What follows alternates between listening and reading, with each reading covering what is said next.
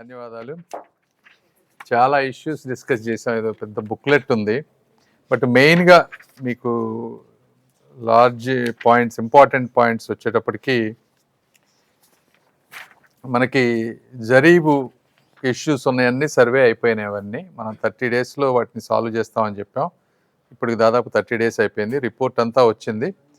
దీనికి స్టేట్ నుంచి ఒక అఫీషియల్ కమిటీ వచ్చిన తర్వాత ఆ కమిటీ ద్వారా నెక్స్ట్ ప్లాన్ ఆఫ్ ఎగ్జిక్యూషన్, అంటే ఎవరికైతే జరీబు కావాలి, ఇవ్వాల్సి జెన్యున్గా రావాల్సిన వాళ్ళకి అలాట్ చేస్తారు త్వరలో.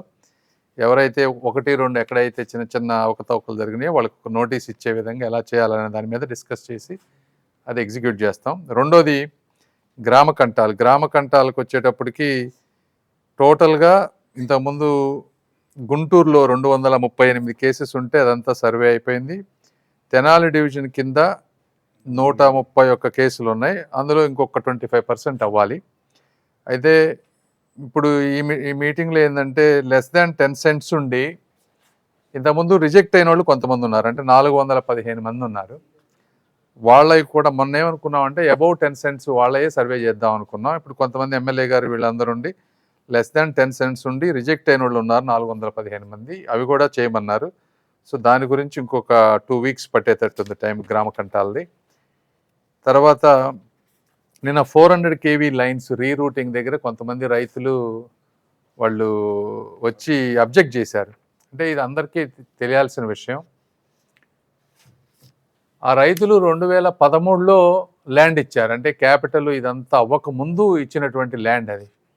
వాళ్ళు అనేది ఏంటంటే క్యాపిటల్ తర్వాత క్యాపిటల్ వచ్చినా కూడా మేము ఈ మధ్యనే ఇచ్చాము, ఆ ట్రాన్సిషన్లో ఇచ్చాం కాబట్టి మాది కూడా ల్యాండ్ పూలింగ్ కింద కన్సిడర్ చేయమంటారు.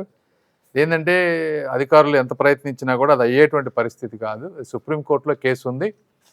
సుప్రీంకోర్టు కనుక జడ్జిమెంట్ వాళ్ళకి ఫేవర్గా ఇస్తే తర్వాత వాళ్ళకి కావాల్సినటువంటి ల్యాండ్ ఇస్తాము. ప్రస్తుతం ఉన్న పరిస్థితుల్లో మనం ఇవ్వలేము. కాబట్టి మీరు ఆ పనులకు అడ్డుపడొద్దు, ఎందుకంటే ఆ ఏరియాలో ఈ 400 kV లైన్ అవ్వకపోతే అదంతా డిస్టర్బ్ అవుద్దంటే వాళ్ళందరూ కూడా ఒప్పుకున్నారు. మేము కూడా వాళ్ళకి ఎంత సహాయం చేయాలో అంత, అక్కడ సుప్రీంకోర్టులో కేసు ఉంది కాబట్టి ఢిల్లీ లెవెల్లో నేను కానీ ఇక్కడ ఉన్నటువంటి అధికారులు కానీ నారాయణ గారు వీళ్ళందరూ హెల్ప్ చేస్తామని చెప్పాం. తర్వాత నెక్స్ట్ ఐటమ్ వచ్చేటప్పటికి రోడ్ హిట్స్. రోడ్ హిట్స్లో లాస్ట్ టైం మనం ఇంపాక్ట్ అసెస్మెంట్ చేసినప్పుడు దాదాపుగా ఒక 150 commercial west to south west, south to south west ఒకటి, large road, small road hit ఇవన్నీ ఒక 150 వచ్చినాయి. ఆ 150కి ఫస్ట్ ఎయిదర్ ఫార్మర్ కన్నా కానీ ఫార్మరు ఒక ఆల్రెడీ ఫార్మర్ చేతిలో ఉంటే వాళ్ళు రిజిస్టర్ చేసుకోవచ్చు ఈ 150 వరకు. కాబట్టి ఇది డైరెక్షన్ వచ్చేస్తుంది. మీరు ఎవరైనా సరే రైతులు ఈ లిస్ట్లో ఉంటే గ్రీవెన్సెస్లో ఇప్పటివరకు మాకు ఒక 80 గ్రీవెన్సెస్ ఎన్నో ఉన్నాయి, వాళ్ళందరూ వచ్చి రిజిస్టర్ చేసుకోవచ్చు ఈ విషయంలో, రోడ్ హిట్స్ విషయంలో. ఈ 2 కాకుండా ఇంకో కొత్త 2 తీసుకొచ్చారు రోడ్ హిట్స్ విషయంలో. ఒకటి డివైడర్ ఉన్నా కూడా రోడ్ హిట్ కింద పరిగణించమన్నారు. రెండోది లార్జ్ ప్లాట్ ఉండి ఒక స్మాల్ ఒక 5% ప్లాట్ 10 అడుగులో ఏదన్నా అది రోడ్ హిట్ అయినా కూడా అది కూడా మమ్మల్ని కన్సిడర్ చేయమని మళ్ళీ ఈ మధ్య అడిగారు.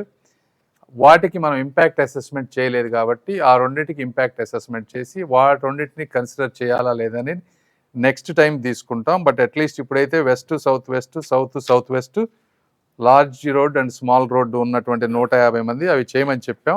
ఈ ఇష్యూ ఇంతటితో క్లోజ్ అవుతుంది. ఇవి కాకుండా ఇంకా వేరే వాస్తులేమి ఇంక ముందు కన్సిడర్ చెయ్యం ఇప్పటి వరకు అడిగినవి తప్పించి, కాబట్టి అది అర్థం చేసుకోవాలి. అదేవిధంగా ఉండవల్లి లేఅవుట్లో మొన్న కొంత స్మాల్ ఇష్యూ అయిందని చెప్పారు. వాళ్ళ రైతులు వాళ్ళ వాదనలు చెప్పారు, సిఆర్డీ అధికారులు వాళ్ళ వర్షన్ చెప్పారు.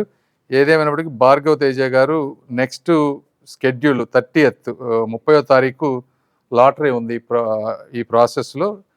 ఆ లాటరీని వారు మరొకసారి మళ్ళీ రైతులందరితో కూర్చోబెట్టి మాట్లాడి అది ఏ విధంగా చేయాలి, మిస్కాన్సెప్షన్స్ లేకుండా అనే దాని మీద డిస్కస్ చేసాం. అది క్లియర్ అవుతుంది. తర్వాత లంకా ల్యాండ్స్ మనం ఈ 3 కమిటీ తీసుకున్న తర్వాత లంకా ల్యాండ్స్ అన్నింటినీ కూడా రిజిస్టర్ చేయాలని లాస్ట్ టైం మనం డిసైడ్ చేసాం. అందులో దాదాపుగా 79 ప్లాట్స్, అదే 9.14 ఇచ్చిన వాళ్ళ వరకు అంటే అందరికీ కాల్స్ చేసి చెప్పిన 356 మంది మొత్తం ఉంటే 79 మంది మాత్రమే ఇప్పటివరకు రిజిస్టర్ చేసుకున్నారు. ఇంకా 277 మంది రిజిస్టర్ చేసుకోవాలి. అంటే 22% ఇప్పటివరకు రిజిస్టర్ అయింది. మిగిలిన వాళ్ళని కూడా వచ్చి రిజిస్టర్ చేసుకోమని కోరుకుంటా ఉన్నాం ఇందులో. తర్వాత అసైన్డ్ ల్యాండ్స్ వచ్చేటప్పటికి దాంట్లో ఉన్న కాంప్లికేషన్స్, లీగల్ హర్డిల్స్ అన్నిటి కోసం రెవెన్యూ డిపార్ట్మెంటు, లా డిపార్ట్మెంట్ కోసం క్లారిటీకి పంపించారు.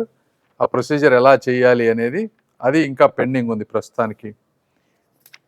అదేవిధంగా గన్నవరం ఎయిర్పోర్టు ల్యాండ్ ఇష్యూస్ కూడా డిస్కస్ చేసాం. దానికి ఒక 3 ఆప్షన్స్ ఇస్తే ఒక ఆప్షన్ దాన్ని అందరూ కలిసి ఒక ఆప్షన్ని మనం ఫైనలైజ్ చేసాం. అది వాళ్ళకి ఆ రైతులకి కమ్యూనికేట్ చేస్తారు.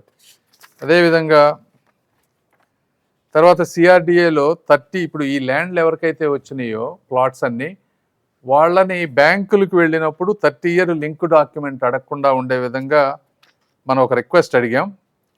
దాన్ని బ్యాంకర్స్ అందరినీ పిలిచి లీడ్ బ్యాంకర్స్కి ఈరోజు చెప్పాం.